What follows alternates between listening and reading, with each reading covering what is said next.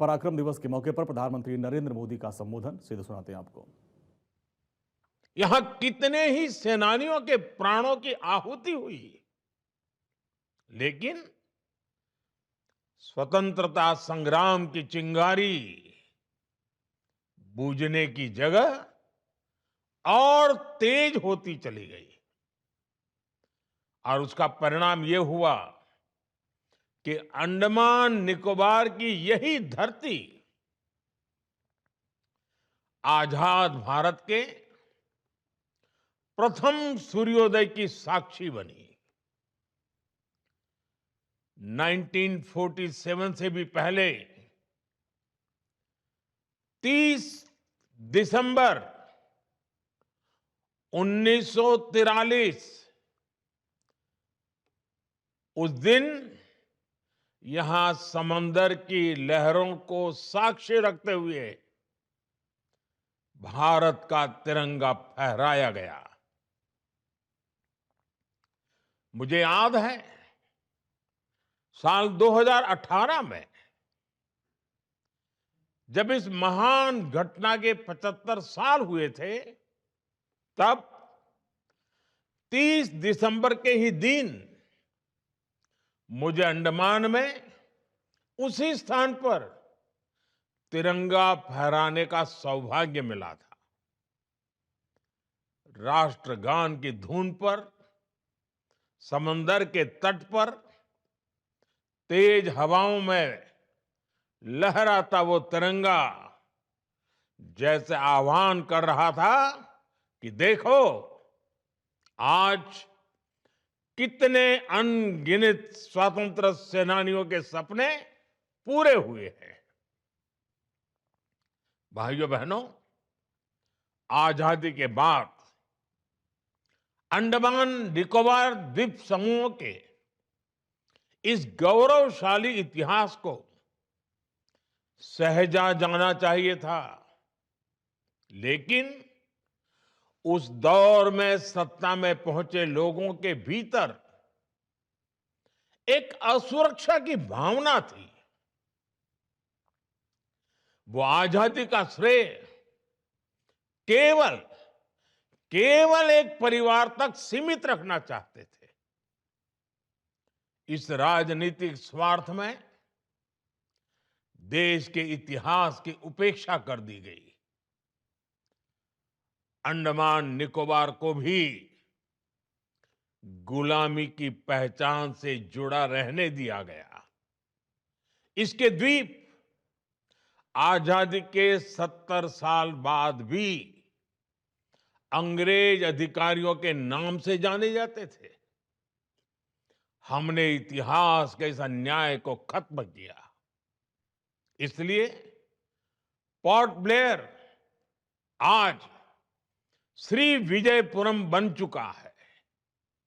श्री विजयपुरम, ये नया नाम, ये पहचान नेताजी की विजय की याद दिलाती है। इसी तरह दूसरे अन्य द्वीपों के नाम भी स्वराज द्वीप, शहीद द्वीप और सुभाष द्वीप रखे गए। साल 2023 में अंडमान के 21 द्वीपों के नाम भी भारतीय सेना के जांबाज वीर पुरुष 21 परमवीर चक्र विजेताओं के नाम पर रखे गए। आज अंडमान निकोबार के गुलामी के नाम मिट रहे हैं। आजाद भारत के नए नाम अपनी पहचान बना रहे हैं। साथियों, नेताजी सुभाष चंद्र बोस आजादी की लड़ाई के महानायक के साथ ही स्वतंत्र भारत के महान स्वप्न दृष्टा थे। उन्होंने एक ऐसे भारत की संकल्पना की थी जिसका स्वरूप आधुनिक हो और उसकी आत्मा भारत की पुरातन चेतना से जुड़ी हो। नेताजी के इस विजन से आज की पीढ़ी को परिचित कराना हम सभी का दायित्व है। और मुझे खुशी है कि हमारी सरकार इस दायित्व को बखूबी निभा रही है। हमने दिल्ली के लाल किले में नेताजी सुभाष को समर्पित म्यूजियम का निर्माण किया है। इंडिया गेट के समीप नेताजी की विशाल प्रतिमा लगाई गई है। गणतंत्र दिवस की परेड में हिंद फौज के योगदान को भी देश ने याद किया है। हमने सुभाष चंद्र बोस आपदा प्रबंधन पुरस्कार भी शुरू किए हैं। ये विभिन्न कार्य केवल नेताजी सुभाष चंद्र बोस का सम्मान ही नहीं है, ये हमारी युवा पीढ़ी के लिए और भविष्य के भी अमर प्रेरणा के स्रोत है। अपने आदर्शों का ये सम्मान, उनसे प्रेरणा, यही विकसित भारत के हमारे संकल्प को ऊर्जा और आत्मविश्वास से भर रहा है। साथियों, एक कमजोर राष्ट्र का अपने लक्ष्यों तक पहुंचना मुश्किल होता है। इसलिए नेताजी सुभाष ने हमेशा सशक्त राष्ट्र का सपना देखा। आज 21वीं सदी का भारत भी एक सशक्त और दृढ़ प्रतिज्ञ राष्ट्र के तौर पर अपनी पहचान बना रहा है।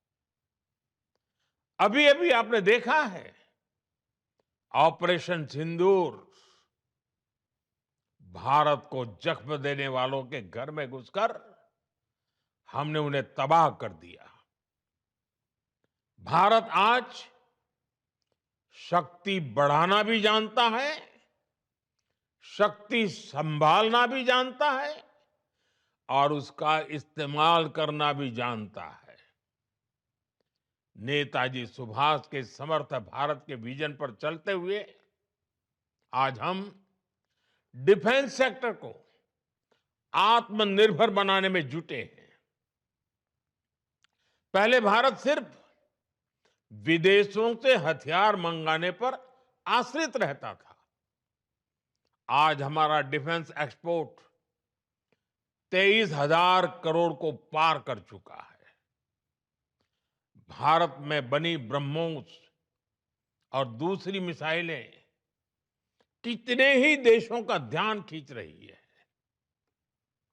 हम स्वदेशी की ताकत से भारत की सेनाओं का आधुनिकीकरण कर रहे हैं।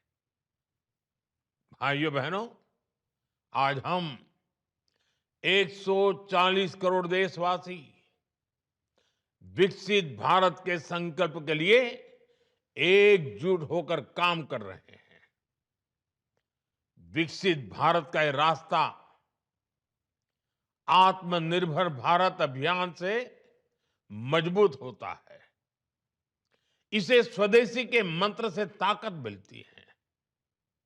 मुझे विश्वास है, विकसित भारत की इस यात्रा में पराक्रम दिवस की प्रेरणा हमें निरंतर इसी तरह बल देती रहेगी। मैं एक बार फिर आप सभी को नेताजी सुभाष की जन्म जयंती की बहुत बहुत बधाई देता हूं। भारत माता की जय। तो पराक्रम दिवस के मौके पर प्रधानमंत्री नरेंद्र मोदी ने देशवासियों को संबोधित किया और सबको शुभकामनाएं दी, बधाई दी।